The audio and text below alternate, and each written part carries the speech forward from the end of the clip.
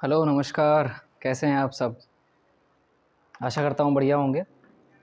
आज active passive की श्रृंखला चल रही है। उसी सीरीज़ में आगे के जो एग्ज़ाम्पल्स हैं, जो हमने पिछली लास्ट क्लास में देखे थे, उसी के आगे हमने बताया था कि अगर एक ऑब्जेक्ट के बाद 2-2 ऑब्जेक्ट्स मिल जाते हैं, तो उसको एक में हम उसको क्लासिफ़ाई कर देते हैं इनडायरेक्ट में, और एक को हम डायरेक्ट में इसको बाँट देते हैं। और कैसे इनडायरेक्ट के ऑब्जेक्ट को उठाकर पैसिव बनाया जाता है और कैसे डायरेक्ट के ऑब्जेक्ट को उठाकर पैसिव बनाया जाता है, ये इसके बारे में हमने लास्ट क्लास में चर्चा कर ली थी।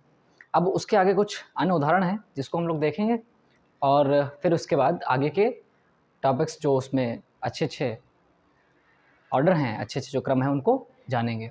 देखिए, तो हम इस एग्जाम्पल पर ध्यान देंगे।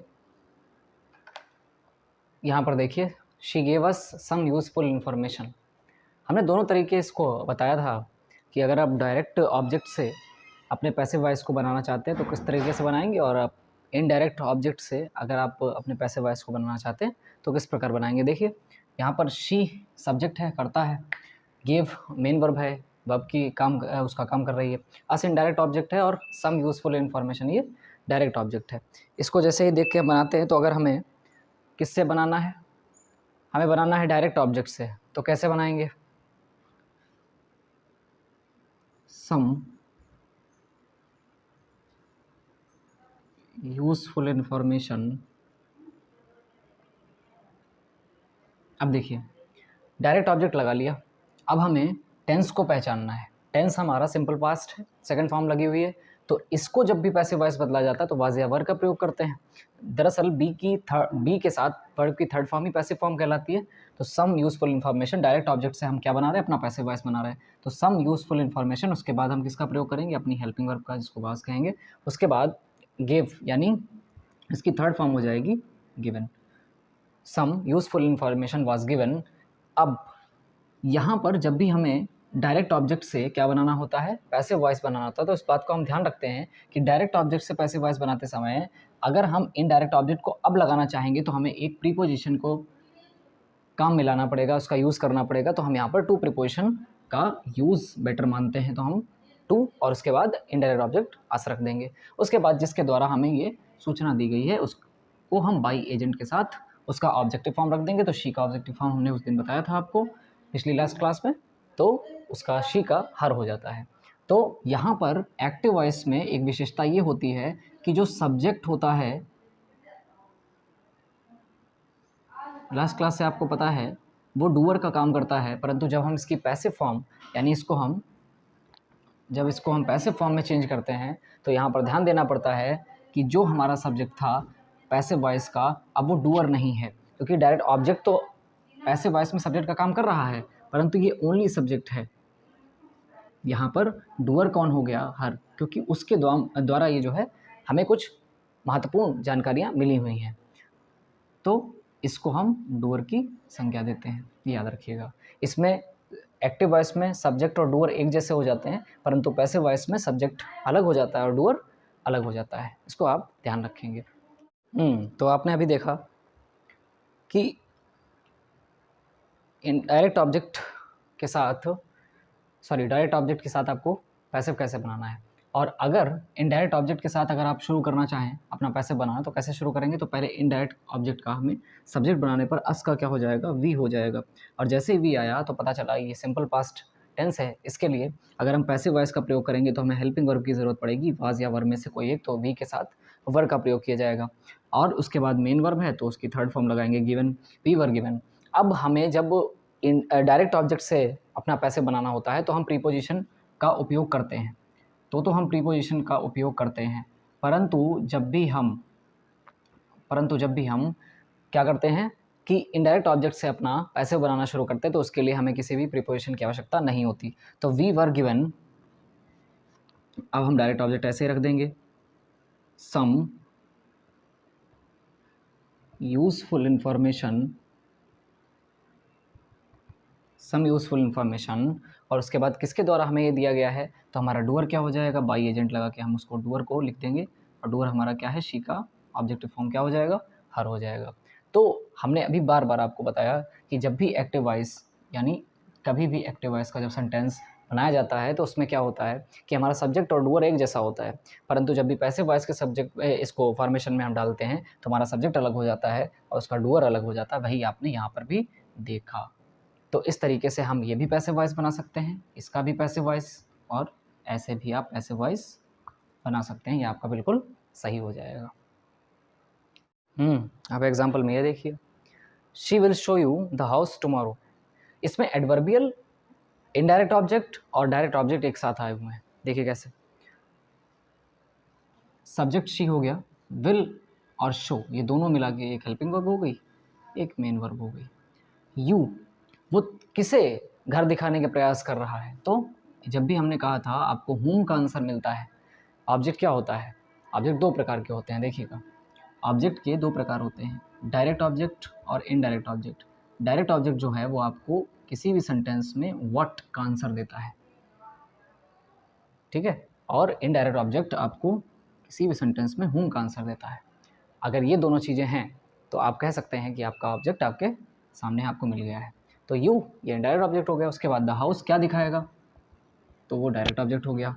ये कब, कहाँ, क्यों, कैसे में से चार लोगों में से, चार चीज़ों में से अगर कोई एक उत्तर है तो ये कब का उत्तर है, व्हेन का आंसर है, तो ये हमारा एडीवी यानी एडवर्बियल हो जाएगा। अब हम जब पैसिव वॉइस बनाएंगे तो इसको देखिए कितने साधारण तरीके से बनाया सकता है। क्या है कि शुरुआत अगर दोनों तरीके से, पहले हम देखेंगे कि डायरेक्ट ऑब्जेक्ट से कैसे, हालांकि आप प्रैक्टिस कर चुके हैं लेकिन फिर से एक बार फटाफट देख लेते हैं कि डायरेक्ट ऑब्जेक्ट से अगर बनाना, तो डायरेक्ट ऑब्जेक्ट अगर हम बनाना शुरू करते हैं उसके लिए हमें दूसरा, जब हम इनडायरेक्ट ऑब्जेक्ट रखेंगे तो उससे पहले एक प्रीपोजिशन की ज़रूरत पड़ती है। तो शुरू करते हैं। सबसे पहले हम डायरेक्ट ऑब्जेक्ट से शुरू करेंगे, the house. The house, will show लगा हुआ है।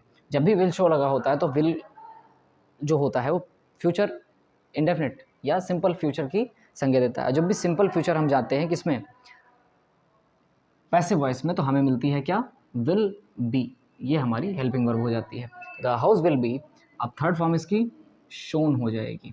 तो the house will be shown. इस बात को आप ध्यान रखना है कि आपका कहीं भी ना तो हेल्पिंग वर्ब में ना ही मेन वर्ब में कोई मिस्टेक होनी चाहिए। The house will be shown. अब उसके बाद हमें क्या चाहिए, एक प्रीपोजिशन चाहिए। क्यों, क्योंकि अब हम अपना इनडायरेक्ट ऑब्जेक्ट रखने वाले हैं तो उससे पहले हमें एक प्रीपोजिशन की आवश्यकता पड़ेगी ही। तो हम उसके बाद अपना इनडायरेक्ट ऑब्जेक्ट रख सकते हैं। तो इनडायरेक्ट ऑब्जेक्ट हमने तब रखा जब उसके पहले एक प्रीपोजिशन हमने लगा दिया। तो the house will be shown to you. अब किसके द्वारा दिखाया जाना है, तो बाई एजेंट के साथ जो आपको घर दिखाने का काम कर रहा है। यहाँ पर शी है तो शी यहाँ पर डूअर हो जाएगी जिसको हम बाई एजेंट के साथ रख देंगे, और शी नहीं रखेंगे, शी का ऑब्जेक्टिव फॉर्म क्या हो जाएगा, हर हो जाएगा। ठीक है, इस बात को आप ध्यान रखिएगा। तो ये चीज़ आपकी हो गई। बचा हुआ एडवर्बियल। पैसिव वॉइस में मैंने कई बार बताया कि एडवर्बियल जहाँ पर आपका पैसिव खत्म हो जाए उसके लास्ट में आप एडवर्बियल को रख सकते हैं। तो इस तरीके से आप डायरेक्ट ऑब्जेक्ट से क्या बना सकते हैं, अपना पैसिव बना सकते हैं। ये भी आपका बिल्कुल सही पैसिव वॉइस है। और अगर आप चाहें इनडायरेक्ट ऑब्जेक्ट से पैसिव बनाना तो कैसे बनाएंगे, इनडायरेक्ट ऑब्जेक्ट से पैसिव बनाना तो कैसे बनाएंगे। देखिए, इनडायरेक्ट ऑब्जेक्ट तो आपका यू है, यू का सब्जेक्टिव फॉर्म भी यू ही रहता है, इस बात को आपको ध्यान रखना है। ठीक है, तो यू हो गया। अब आपका विल शो लगा, भाई कौन सा, सिंपल फ्यूचर। अब जब भी जाएंगे तो यू विल बी शोन। और जब आप किससे, इनडायरेक्ट ऑब्जेक्ट से शुरू करते हैं तो आपको प्रीपोजिशन की सहायता नहीं पड़ती। उसके बाद आप अपना डायरेक्ट ऑब्जेक्ट रख सकते हैं। और डायरेक्ट ऑब्जेक्ट क्या है आपका, the house. You will be shown the house. अब जिसने आपको घर दिखाने का काम किया उसको बाई एजेंट के साथ यानी डूअर के साथ रख देंगे, शी का ऑब्जेक्टिव फॉर्म रख देंगे तो हमारा हर हो जाएगा, भाई हर। और उसके बाद जैसे आपने पुराने वाले पैसिव वॉइस में क्या रखा था, एडवर्बियल रखा था, उसको उसी प्रकार से हम लिख देते हैं। इससे कोई फ़र्क नहीं पड़ता क्योंकि ये एक्स्ट्रा एलिमेंट है। Adverbials are the extra elements in the sentence, ये याद रखिए, उनसे कोई फ़र्क नहीं पड़ता।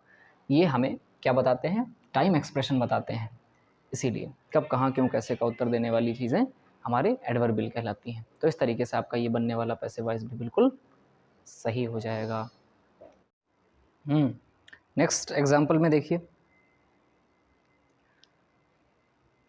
अब इस तरीके के पैसिव वॉइस में सबसे एक चीज़ ध्यान देने वाली होती है कि कभी कभी हमें सब्जेक्ट जो होता है वो पहले से ही पता होता है।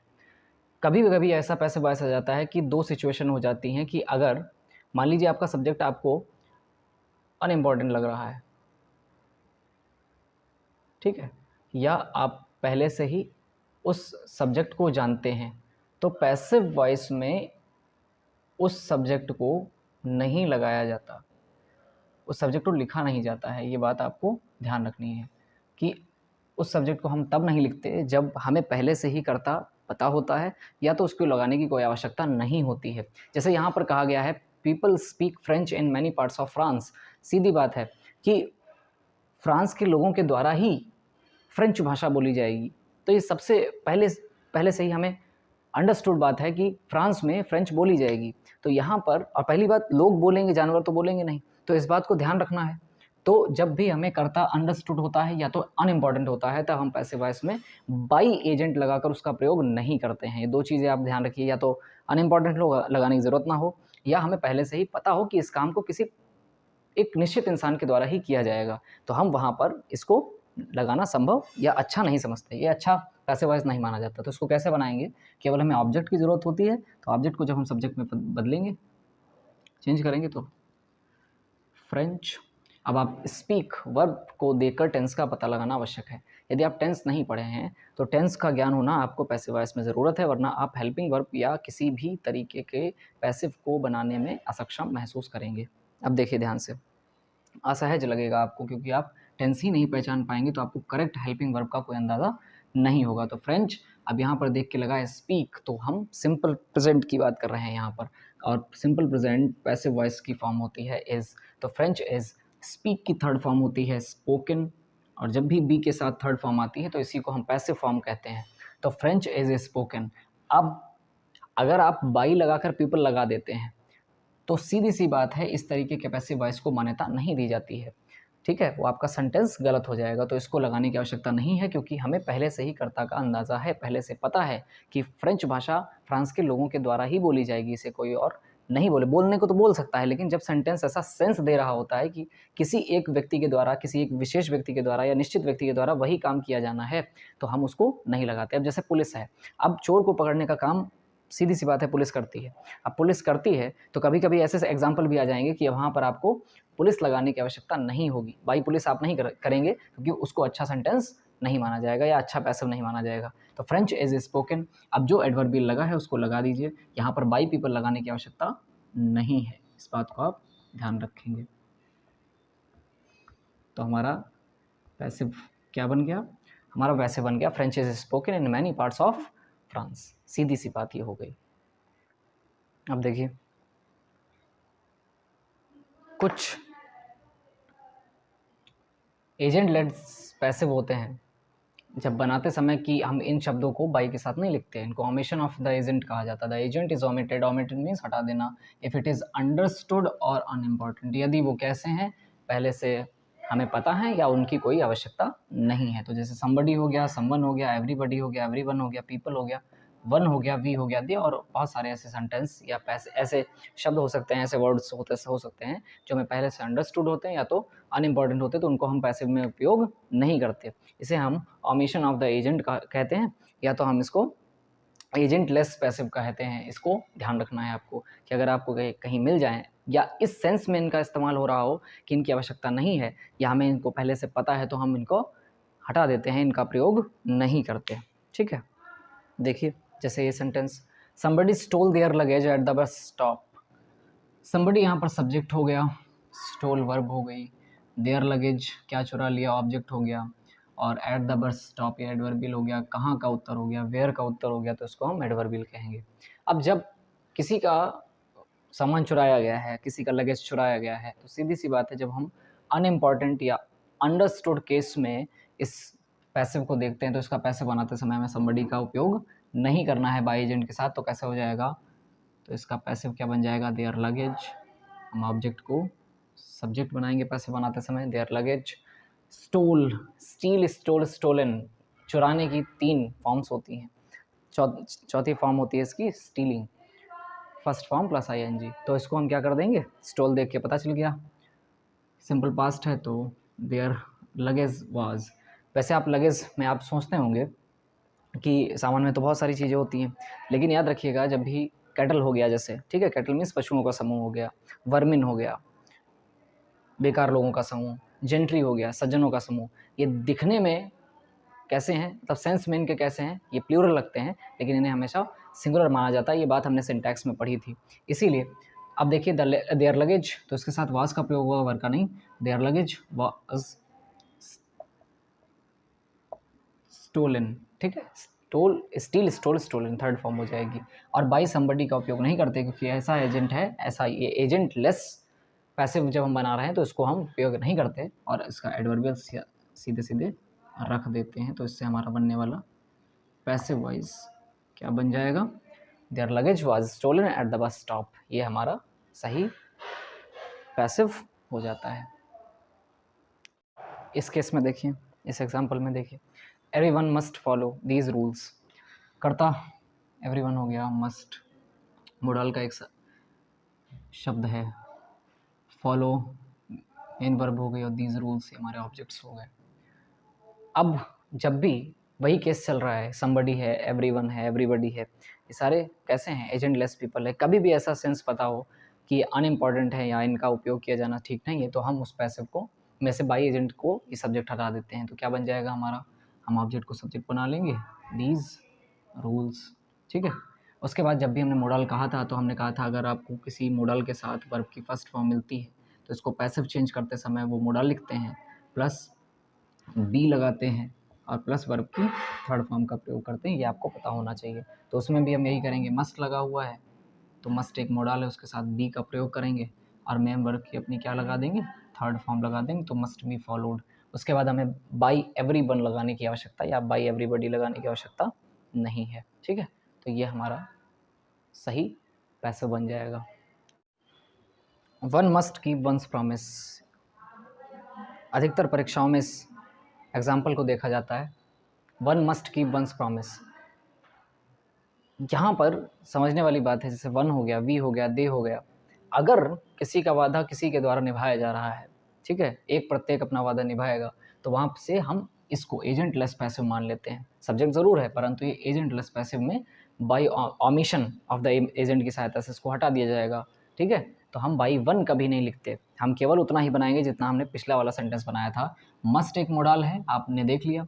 अब मॉडल्स है, उसके बाद हमें मिला हुआ है मेन वर्ब अपनी, उसके बाद वंस प्रॉमिस, ये हमारा ऑब्जेक्ट हो गया, ठीक है, ये मॉडल हो गया। अब क्या होता है, हम ऑब्जेक्ट को सब्जेक्ट बनाते हैं, तो वंस प्रॉमिस, वंस प्रॉमिस। अब मॉडल लगा हुआ है मस्ट, तो मस्ट मिलने पर उसके बाद देखिए आपको एक मॉडल मिलेगा, उसके साथ वर्ब की फर्स्ट फॉर्म मिलेगी। जब भी ऐसा होता है एक्टिव वॉइस में, तो हमें इसको पैसिव वॉइस बनाते समय क्या करना है, सीधी बात है कि मॉडल मिलेगा, उसके बाद बी लगा देना है, फिर थर्ड फॉर्म लगा देनी है। तो मस्ट मॉडल लगा दिया, बी लगा दिया, और कीप की थर्ड फॉर्म केप्ट हो जाएगी, वो लगा दी। उसके बाद अब हम बाई वन नहीं करते, और यहीं पर हमारा ये पूरा पैसिव बन जाता है। कभी कभी इसको भी इतना अच्छे की श्रेणी में नहीं माना जाता, तो हम क्या करते हैं, वंस प्रॉमिस और वन को ही ऑमिट कर देते हैं। तो अगर हम सिर्फ इतना करते हैं कि प्रॉमिस मस्ट बी केप्ट, इसको एक गुड पैसिव वॉइस माना जाता है। अब प्रॉमिसेस लिखा हुआ, ठीक है, सॉरी प्रॉमिसेस था, तो प्रॉमिसेस मस्ट बी केप्ट, ये भी हम ऑमिट कर देते हैं, तो ज़्यादा बेहतर सेंटेंस हमारा ये माना जाता है, ठीक है। वैसे हैं दोनों सही, लेकिन इसको हम ज़्यादा गुड की श्रेणी में मानते हैं, ज़्यादा अच्छा मानते हैं। इस सेंटेंस पे देखिए, we should always speak the truth. जब भी कभी सेंटेंस के ऐसे एलिमेंट्स जो काम तो एडवर्बियल का करते हैं लेकिन बीच में बैठे हों, तो ऐसे सेंटेंस का जब पैसिव वॉइस बनाया जाता है, तो उसमें एक ध्यान रखा जाता है इस बात का कि यहाँ पर जब हम ऑब्जेक्ट को सब्जेक्ट बनाएंगे, तो हमारा द ट्रुथ जैसे हम करते आ रहे हैं वैसे करेंगे, लेकिन लिखा हुआ we should always speak the truth, हमें सदा सत्य बोलना चाहिए, ठीक है। सत्य बोलने का कार्य जो है, अब कहा किससे जा रहा है, ठीक है, या तो अंडरस्टूड है पहले से, या अनइम्पॉर्टेंट है, उसको लगाएं या ना लगाएं, क्योंकि सच इंसानों के द्वारा ही बोला जाएगा, जानवरों के द्वारा नहीं बोला जाएगा। तो अनइम्पॉर्टेंट या अंडरस्टूड की श्रेणी में जब भी ऐसा होता है, तो वी अगर लगा हुआ है तो इसको हम ऑमिट कर देते हैं, हटा देते हैं। तो ऑमिट करने की जगह पे क्या हो जाएगा, द ट्रुथ शुड। अब शुड एक मॉडल आ गया है, उसके साथ बी का प्रयोग करना है, फिर थर्ड फॉर्म का प्रयोग करना है, लेकिन यहाँ पर जो ऑलवेज लगा हुआ है वो किसका काम कर रहा है, वो एडवर्बियल का काम कर रहा है, और ऐसा एलिमेंट है जो बीच में बैठा हुआ है, तो उसको हम बीच में ही बैठा रहने देंगे, उसको किनारे या पहले लाने की आवश्यकता नहीं है। द ट्रुथ, उसके बाद शुड, ठीक है। उसके बाद ऑलवेज, जो जहाँ बैठा है उसको बैठा रहने दीजिए, छेड़िए मत उसको। शुड ऑलवेज बी, अब बी लाना तो था लेकिन इसको बीच में रखेंगे, क्यों? ऐसा एलिमेंट आ गया है कि हमें उसको वहीं पर रखना पड़ेगा। The truth should always be, speak की थर्ड फॉर्म लगा देंगे, क्या हो जाएगा? स्पोकन, और बाई अस लगाने की आवश्यकता नहीं है। तो इस तरीके से बनने वाला जो हमारा सेंटेंस हो जाएगा वो एक अच्छा पैसिव वॉइस माना जाता है। इस तरीके के सेंटेंस को बनाते समय एक बात का ध्यान रखना पड़ता है कि हमने कई बार कहा ट्रांसफॉर्मेशन और नरेशन में एक चीज़ ध्यान रखी जाती है कि आप किसी भी कीमत पर ना तो टेंस को बदलते हैं और ना ही उसकी मीनिंग पर कोई फ़र्क पड़ता है, ठीक है? Nobody speaks English in this village, इस गांव में कोई भी अंग्रेज़ी नहीं बोलता है। अब जब हम इसको बनाएंगे तो नोबडी एक नेगेटिव सेंस है, नोबडी खुद में एक नेगेटिव सेंस है और नेगेटिव सेंस को नेगेटिव ही रहने दिया जाता है। Nobody speaks English in this village, इस गांव में कोई भी अंग्रेज़ी नहीं बोलता है। तो इसमें हमें नोबडी को ओमिट करना है, हटाना है। लेकिन जब भी हटाना है तो हम याद रखें इस बात पर कि सेंटेंस के सेंस पर फ़र्क नहीं पड़ना चाहिए। आप उसको नेगेटिव टू अफर्मेटिव की श्रेणी में ना ले आएँ, एक बात याद रखिएगा। इसको पॉजिटिव सेंटेंस की श्रेणी में ना लाएं। इंग्लिश ऑब्जेक्ट हो गया, स्पीक वर्ब हो गई, नोबडी सब्जेक्ट हो गया, इन दिस विलेज एडवर्बियल हो गया, क्योंकि कहाँ अंग्रेज़ी नहीं बोली जाती है? इस गांव में नहीं बोली जाती है। ऑब्जेक्ट को लाकर जब हम इधर बनाएंगे तो हम इंग्लिश को आगे रखेंगे सब्जेक्ट के रूप में, लेकिन जब हमारा सेंटेंस नेगेटिव फॉर्म दे रहा था, नेगेटिव सेंस दे रहा था, नोबडी नेगेटिव स्वयं में है, अपने आप में है, तो हम जब भी इसका टेंस पहचानेंगे, क्या टेंस है इसका? Simple present. और जब भी उसकी पैसिव फॉर्म लाएंगे तो लगेगा इज, नोबडी है तो हमारा सेंटेंस का सेंस चेंज नहीं होना चाहिए, इसलिए हम इसको नेगेटिव फॉर्म करेंगे। इंग्लिश इज़ नॉट, स्पीक की थर्ड फॉर्म होती है स्पोकन, और जब इंग्लिश इज़ नॉट स्पोकन हो जाएगा तो हमें नोबडी को ओमिट कर देना है और साथ में क्या रख देना है? एडवर्बियल रख देना है। तो इस प्रकार बनने वाला पैसिव हमारा बिल्कुल सही माना जाएगा, बिल्कुल करेक्ट माना जाएगा, ठीक है? इस तरीके के सेंटेंस में देखेंगे, they sell fruits in that shop, उस दुकान में फल बेचे जाते हैं। अब जब भी इस तरीके का सेंस निकलता है इन दैट शॉप, तो उनके द्वारा क्या करेंगे हम? फलों को बेचने का काम किसके द्वारा हो रहा है? उनके द्वारा हो रहा है। इस सेंस में आपको लग रहा होगा कि हम बाई दे का देम करके अपने पैसिव को बना सकते हैं। ध्यान देने वाली बात यहाँ है कि इन दैट शॉप, उस शॉप पर फ्रूट्स बेचे जा रहे हैं।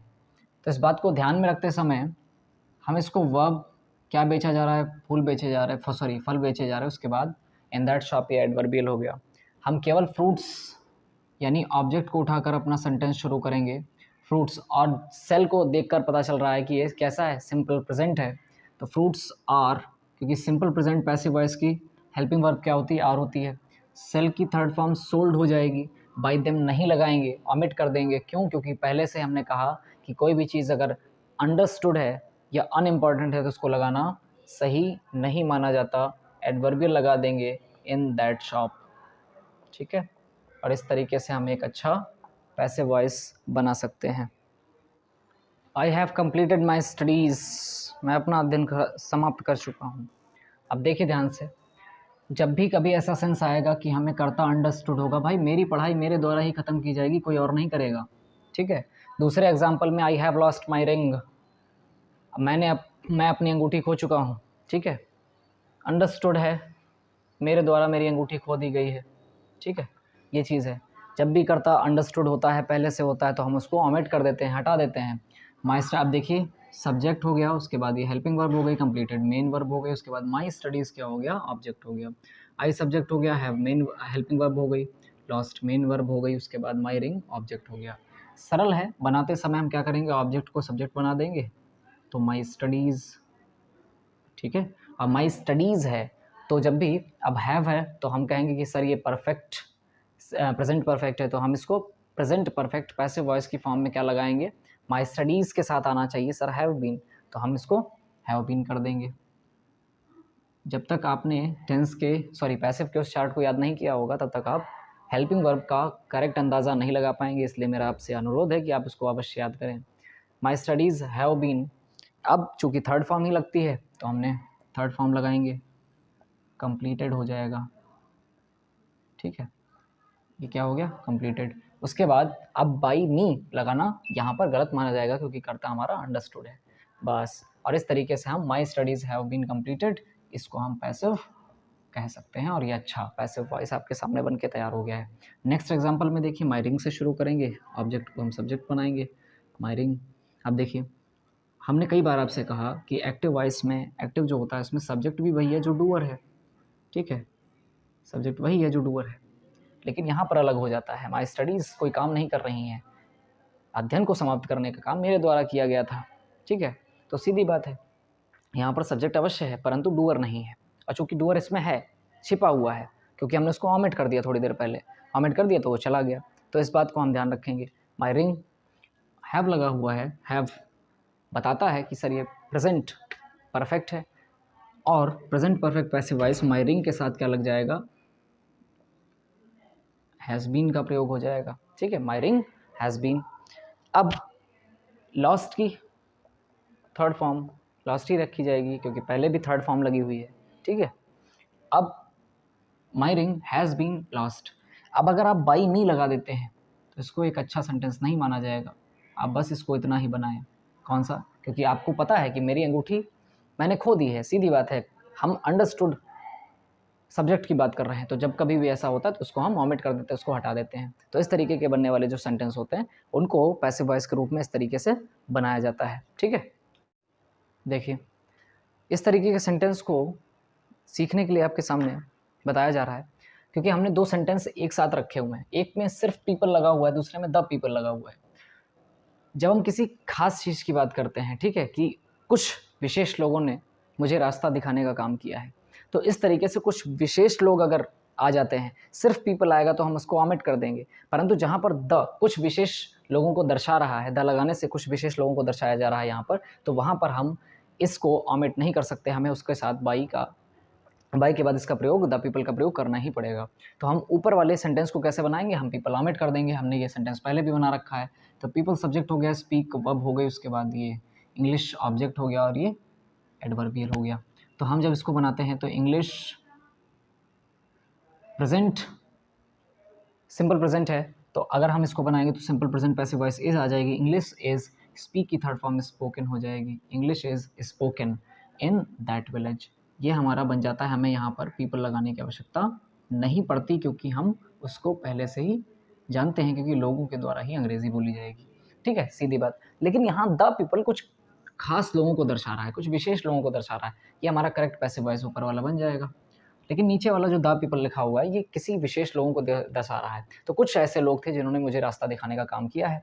अब देखिए, द पीपल यहाँ पर सब्जेक्ट है, शोड यहाँ पर वर्ब है, मी यहाँ पर, अब देखिए किसे दिखाया है तो ये इनडायरेक्ट ऑब्जेक्ट हो गया, और द वे क्या दिखाया है तो ये डायरेक्ट ऑब्जेक्ट हो गया। थोड़ी देर पहले मैंने इसी लेक्चर में चर्चा की थी कि होम का आंसर हमारा इनडायरेक्ट ऑब्जेक्ट होता है और व्हाट का आंसर हमारा डायरेक्ट ऑब्जेक्ट हो जाता है। तो अगर हम दो तरीके से इसको बना सकते हैं, अगर हम डायरेक्ट ऑब्जेक्ट से बना रहे हैं तो हमें डायरेक्ट ऑब्जेक्ट के हिसाब से अगर पैसिव वॉइस बनाया जा रहा है तो इनडायरेक्ट ऑब्जेक्ट को लिखने से पहले एक प्रीपोजिशन का प्रयोग करना पड़ेगा, ठीक है, तो हम उससे भी बना सकते हैं। और अगर नहीं बनाना चाहते तो इनडायरेक्ट ऑब्जेक्ट से बना सकते हैं, दोनों ही तरीके के पैसिव वॉइस हमारे सही माने जाएंगे। लेकिन इनडायरेक्ट ऑब्जेक्ट से अगर आप पैसिव वॉइस बना रहे हैं तो उसमें हमें प्रीपोजिशन का प्रयोग नहीं करना पड़ेगा, ठीक है। तो अगर डायरेक्ट ऑब्जेक्ट से है तो देखिए डायरेक्ट ऑब्जेक्ट से कैसे, द वे, ठीक है, डायरेक्ट ऑब्जेक्ट से हम अपना पैसिव बना रहे हैं तो उसको हमने सब्जेक्ट बना दिया। शोड ये हमें बता रहा है कि सर ये सिंपल पास्ट है, जब भी हम द वे अब सिंपल पास्ट पैसिव वॉइस आएंगे तो सीधी बात है वाज लग जाएगा और शो की थर्ड फॉर्म शोड हो जाएगी। अब जब हम डायरेक्ट ऑब्जेक्ट से बना रहे हैं तो हमें मेन वर्ब के बाद एक प्रीपोजिशन का उपयोग करना है। किसको रास्ता दिखाया गया, मुझे रास्ता दिखाया गया है, टू मी, और किसके द्वारा रास्ता दिखाया गया है, by the people. By the people यहाँ क्यों लगाया गया, क्योंकि कुछ विशेष लोग हैं और जब कुछ खास लोग किसी कार्य को कर रहे होते हैं तो हम उसको ऑमिट नहीं कर सकते, उसको हमें दिखाना ही पड़ेगा, तभी हमारा पैसिव वॉइस ही सही माना जाएगा। इस तरीके से बनने वाला पैसिव वॉइस हमारा बिल्कुल सही है। और अगर आप इनडायरेक्ट ऑब्जेक्ट से बनाना चाहते हैं तो वो भी बहुत अच्छी चीज़ है। तो हम इनडायरेक्ट ऑब्जेक्ट से क्या बनाएंगे, मी का सब्जेक्टिव केस क्या हो जाएगा, आई हो जाएगा। तो आई, अब आई से बना सकते हैं, आप बना सकते हैं, बिल्कुल बना सकते हैं, लेकिन बहुत अच्छा बेहतरीन सब्जेक्ट हमारा सॉरी पैसिव क्या माना जाएगा, ऊपर वाला माना जाएगा। चलिए बना लीजिए, आई वॉज, क्योंकि वही चीज़ है। हमारा कौन सा टेंस है, ये simple present sorry simple past है, तो हम आई वाज कर लेंगे। उसके बाद शोड, ठीक है। अब आई वाज शोड, मी आप ऐसे ही रख सकते हैं, आपको यहाँ पर किसी भी प्रीपोजिशन को रखने की आवश्यकता नहीं है। और क्या आपको दिखाया गया है, आई वाज शोड, सॉरी मी नहीं, क्षमा कीजिएगा, आई वाज शोड, ये तो मी से हमने बना ही लिया, सॉरी। अब हम डायरेक्ट ऑब्जेक्ट को रखेंगे, I was showed the way, ठीक है। क्या दिखाया गया आपको, रास्ता दिखाया गया। यहाँ पर ऑब्जेक्ट तो देखिए गलती हो गई, इनडायरेक्ट ऑब्जेक्ट तो आपने यहाँ पर सब्जेक्ट बना ही लिया है। अब यहाँ पर जो बचा हुआ है वो डायरेक्ट ऑब्जेक्ट यहाँ पर आप रख सकते हैं, लेकिन जब आप इनडायरेक्ट ऑब्जेक्ट से अपनी चीज़ को शुरू कर रहे हैं, अपने पैसे को शुरू कर रहे हैं, तो आपको यहाँ पर प्रीपोजिशन रखने की आवश्यकता नहीं है। I was showed the way, और किसके द्वारा आपको रास्ता दिखाया गया है, कुछ खास लोगों के द्वारा, द पीपल। तो आप इसको इस तरीके से पैसिव वॉइस बनाएंगे और ये आपका सही पैसिव वॉइस माना जाएगा, ठीक है। देखिए इसी तरीके के कन्फ्यूजन को दूर करने के लिए अगला सेंटेंस, अगले एग्जाम्पल आपके सामने पेश है। The police have arrested the thieves, और दूसरा एग्जाम्पल है the police informed us on the railway platform. अब जब भी कर्ता क्या होता है, अंडरस्टूड होता है या अनइम्पॉर्टेंट होता है, हमने कई बार कहा, तो उसके सब्जेक्ट को, उस कर्ता को पैसिव वॉइस बनाते समय ऑमिट कर दिया जाता है, उसको हटा दिया जाता है। तो क्या करेंगे, हम अपना जो ऑब्जेक्ट है उससे हम सब्जेक्ट बनाएंगे और कर्ता को ऑमिट करेंगे। क्यों ऑमिट करेंगे, देखिए अंडरस्टैंड है the police have arrested the thieves, चोरों को पुलिस के द्वारा ही गिरफ्तार किया जाएगा, ठीक है। जब ऐसे सेंटेंस में आपको ये सेंस मिल रहा है कि हम इस बात को पहले से जानते हैं, वो बात हमें पहले से विदित है, तो हम उसको प्रयोग नहीं करते। तो क्या हो गया, द थीव्स, ऑब्जेक्ट को हम सब्जेक्ट बना लेंगे, the thieves have arrested, present perfect है, जब भी प्रेजेंट परफेक्ट पैसिव वॉइस जाते हैं तो हमें क्या मिलती है, हैव बीन। थीव्स लगा हुआ है तो हैव बीन आएगी, ठीक है, क्योंकि प्लूरल फॉर्म लगी हुई है। उसके बाद हम अरेस्टेड, थर्ड फॉर्म अरेस्टेड का ही प्रयोग करेंगे। अब देखिए the thieves have been arrested, अब अगर बाई द पुलिस का प्रयोग कर देते हैं तो यहाँ पर इस पैसिव वॉइस को अच्छा नहीं माना जाएगा, वो आपका गलत हो जाएगा। तो हम यहाँ पर केवल इतने ही पैसिव वॉइस को अच्छा मानते हैं, ये सही सेंस देता है, क्योंकि जब आपका कर्ता अंडरस्टूड है, पहले से आपको पता है चोरों को किसके द्वारा गिरफ्तार किया जाएगा, पुलिस के द्वारा, तो सीधी सी बात है, फिर हम उसको ऑमिट कर देते हैं, हम बाई द पुलिस का प्रयोग नहीं करते हैं। परंतु जब भी, अब नीचे वाला सेंटेंस देखिए, the police informed us on the railway platform, अब पुलिस कोई सूचना दे रही है, सूचनाएं किसी के भी द्वारा दी जा सकती हैं, लेकिन यहाँ पर पुलिस ने सूचना दी है, और कहाँ दी है, रेलवे प्लेटफॉर्म पे दी है, कोई ज़रूरी सूचना होगी, किसी के बारे में कुछ बताना होगा। तो यहाँ पर जब ऐसा सेंस आ रहा है कि हम अनइम्पॉर्टेंट या अंडरस्टूड केस यहाँ पर नहीं लग रहा है, तो हम फिर वहाँ पर कर्ता का उपयोग करते ही हैं और बाई एजेंट के साथ उसको लिखते भी हैं। तो पहले हम इसको अलग कर लेंगे, सब्जेक्ट हो गया, वर्ब हो गई, उसके बाद ये ऑब्जेक्ट हो गया, on the platform, railway platform, ये हमारा एडवर्बियल होगा, क्योंकि कहाँ, when, where, how and why, इसका उत्तर एडवर्बियल होता है, ठीक है। तो उसको हम, उससे हमें कोई मतलब ही नहीं, तो हम केवल इतना ही अपना पैसिव बनाएंगे। तो अस का सब्जेक्टिव फॉर्म हो जाएगा वी। अब इन्फॉर्म्ड है तो ये सिंपल पास्ट है, सिंपल पास्ट पैसिव वॉइस क्या हो जाता है, सिंपल पास्ट पैसिव वॉइस हो जाता है तो सरवाज या वर्ब में से, तो हम वी के साथ वर्ब का उपयोग करते हैं। उसके बाद थर्ड फॉर्म इन्फॉर्म्ड ही हो जाएगी, ठीक है, थर्ड फॉर्म क्या हो जाएगी, इन्फॉर्म्ड हो जाएगी। अब हमें यहाँ पर बाय द पुलिस का इस्तेमाल करना ही पड़ेगा, क्योंकि यहाँ पर कोई भी ऐसा सेंस नहीं आ रहा कि वो चीज़ हमें पहले से अंडरस्टूड है या अनइम्पॉर्टेंट है, हमें बताना पड़ेगा, we were informed by the police, और उसके बाद हम अपना एडवर्ब लिख सकते हैं ऑन द रेलवे प्लेटफॉर्म। तो इस तरीके से हमारा कन्फ्यूजन दूर हो सकता है, ये अच्छा पैसिव वॉइस माना जाएगा। इस तरीके के वाक्यों में भी देख लीजिए ध्यान से, we left all the windows open, subject, left verb, all the windows, और ओपन क्या हो गया, complement, all the windows object और ओपन क्या हो गया, कॉम्प्लीमेंट, ठीक है, क्योंकि ये कॉम्प्लीमेंट ओपन किसके बारे में बता रहा है, ऑब्जेक्ट के बारे में। जब भी कोई कॉम्प्लीमेंट ऑब्जेक्ट के बारे में बताता है तो हम उसको ऑब्जेक्ट कॉम्प्लीमेंट कहते हैं, क्या कहते हैं, ऑब्जेक्ट कॉम्प्लीमेंट कहते हैं। और जब भी कोई कॉम्प्लीमेंट को हिंदी में पूरक कहा जाता है, जो सेंटेंस का सेंस पूरा करते हैं, ठीक है। और जब भी कोई कॉम्प्लीमेंट सब्जेक्ट के बारे में बताता है तो हम उसको क्या कहते हैं, सब्जेक्ट कॉम्प्लीमेंट कहते हैं, ठीक है। कॉम्प्लीमेंट का मतलब होता है पूरक, ठीक है, जिसके द्वारा सेंटेंस का सेंस पूरा किया जा रहा है। तो we left all the windows, हमने सभी खिड़कियां छोड़ दी थी। कैसी छोड़ दी थी, खुली छोड़ दी थी, तो कॉम्प्लीमेंट है। तो कॉम्प्लीमेंट को भी वैसे ही एडवर्बियल की तरह ट्रीट किया जाता है, उसको भी वैसे ही छोड़ देंगे। क्या हो जाएगा, ऑल द विंडोज़। कभी भी ऐसा सेंस लगे कि हम कर्ता को अंडरस्टूड मान सकते हैं तो ठीक है, बाई एस लगा सकते हो, लेकिन अच्छी चीज़ है कि आप उसको ना लगाएं, क्योंकि understood, we left all the windows open. Complement में हमें सीधी सीधी बात बताया जा रहा है कि ये काम किसके द्वारा, हमारे द्वारा किया गया है। चलिए ठीक है, अगर आप प्रयोग करना चाहते तो कर सकते हैं, उसमें कोई दिक्कत नहीं है। ऑल द विंडोज़ लेफ्ट बता रहा है, सिंपल पास्ट है, तो सीधी सी बात, ऑल द विंडोज़ वर, ठीक है। लेफ्ट की थर्ड फॉर्म लगा दीजिए, लेफ्ट होती है। उसके बाद बाई अस का प्रयोग करना चाहते हैं तो ठीक है, ऑप्शनल है, वरना आप सिर्फ कॉम्प्लीमेंट करके भी इसको पूरा कर सकते हैं और ये हमारा सही पैसिव बन जाएगा। All the windows were left open, ठीक है। और इसके बाद नीचे वाला देखिए, they have elected him chairman, complement की ही बात की जा रही है, उन्होंने उसको चेयरमैन चुन लिया। अब देखिए चेयरमैन कौन चुना गया है, ये कॉम्प्लीमेंट है, ठीक है, जो सेंटेंस का सेंस पूरा कर रहा है। दे सब्जेक्ट हो गया, किनके द्वारा चुना गया है, जो काम करे वो करता, उन्होंने उसको चुना है। हैव हेल्पिंग वर्ब हो गई, इलेक्टेड मेन वर्ब हो गई, और हिम ऑब्जेक्ट हो गया। ऐसा कॉम्प्लीमेंट जो ऑब्जेक्ट के बारे में बता रहा है, क्या है, ऑब्जेक्ट कॉम्प्लीमेंट है, तो सीधी सी बात है, हम उसको वैसे ही ट्रीट करेंगे जैसे एडवर्बियल को करते हैं। तो हम ऑब्जेक्ट से अपना बना लेंगे, हिम का सब्जेक्टिव फॉर्म ही हो जाएगा। कल हमने आपको बताया था कि आई अब अस है, आई का मी हो जाता है, वी का अस हो जाता है, यू का यू ही रहता है, ही का हिम हो जाता है, शी का हर हो जाता है, इट का इट ही रहता है, और दे का देम हो जाता है। ये चीज़ आपको ध्यान रखनी है। तो हिम का ऑब्जेक्टिव के, ही का ऑब्जेक्टिव हिम है, तो ऑब्जेक्टिव का सब्जेक्टिव हिम ही हो जाएगा। अब हैव देख के पता चल गया सर ये प्रेजेंट हैव और थर्ड फॉर्म लगी हुई है, प्रेजेंट परफेक्ट उसकी श्रेणी में आ रहा है, तो प्रेजेंट परफेक्ट पैसिव वॉइस ही के लिए हैज़ बीन लग जाएगा, ना कि हैव बीन लगेगा। क्यों, एक वचन करता है। उसके बाद हम थर्ड फॉर्म का प्रयोग कर देंगे, इलेक्टेड।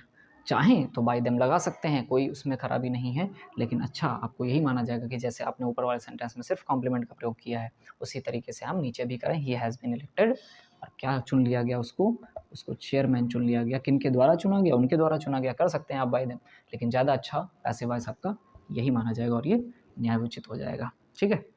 तो इस तरीके से हमने इसको जाना। नेक्स्ट क्लास में हम इसके आगे की टॉपिक्स की चर्चा करेंगे। आशा करता हूँ आपको ये वीडियो अच्छी लगी होगी। पिछली वाली क्लास को अवश्य देख लीजिएगा, अगर नहीं देखा है तो फिर इसको कैसे समझेंगे, है ना। और सारी सीरीज़ को आपको देखना पड़ेगा ही, क्योंकि फिर आपको, अगर आप बीच से इसका अध्ययन करने बैठेंगे तो आपको कोई लाभ नहीं मिलने वाला है। तो आप सीरीज़ वाइज इसको देखिए, इसको पढ़िए, समझिए, आनंद लीजिए और सीखते चलिए, क्योंकि ग्रामर एक ऐसी चीज़ है जो आपको हमेशा हर फील्ड में काम आएगी ही आएगी।